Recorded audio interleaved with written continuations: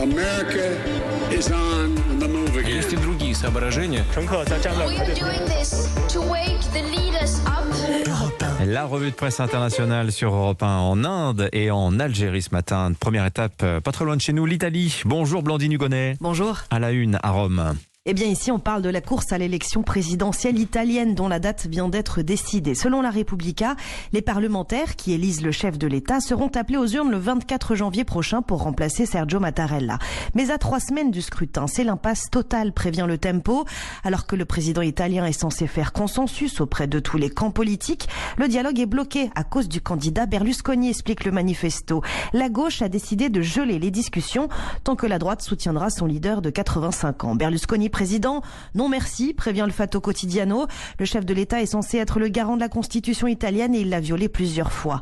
Bref, c'est l'incertitude politique mais aussi sanitaire, met en garde le Soleil, qui craint que le Covid contamine les grands électeurs et bouleverse la présidentielle italienne. Merci Blandine. En Inde, maintenant, nous rejoignons Com Bastin. Bonjour Com. Bonjour. De quoi parle-t-on ce matin à New Delhi? Ici, les médias suivent presque heure par heure les nouvelles restrictions qui s'abattent sur les États et les villes indiennes face à la progression d'Omicron. Avec 40 000 nouveaux cas par jour, du jamais vu depuis septembre, la 3e vague est là, constate The Hindu. Dans l'état touristique de Goa, plus de 25% des tests Covid s'avèrent positifs après les fêtes de fin d'année. La capitale New Delhi a imposé un confinement le week-end, suivi de la ville de Bangalore au sud hier soir, détaille Live Mint. Bombay envisage de son côté un confinement total et des couvre-feux sont en place sur la majeure partie du territoire. L'Inde, encore traumatisée par le ravage du variant Delta, réagit avec force pour éviter un nouveau scénario catastrophe. NDTV rapporte cependant que les hospitalisations restent très peu nombreuses, ce qui confirme la faible nocivité du nouveau variant.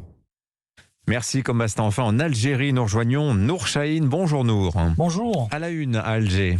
Eh bien, dans la presse, on parle du montant faramineux que la Société nationale d'hydrocarbures compte investir dans les prochaines années. Sonatrach investira 40 milliards de dollars en 4 ans, dévoile le quotidien L'Expression.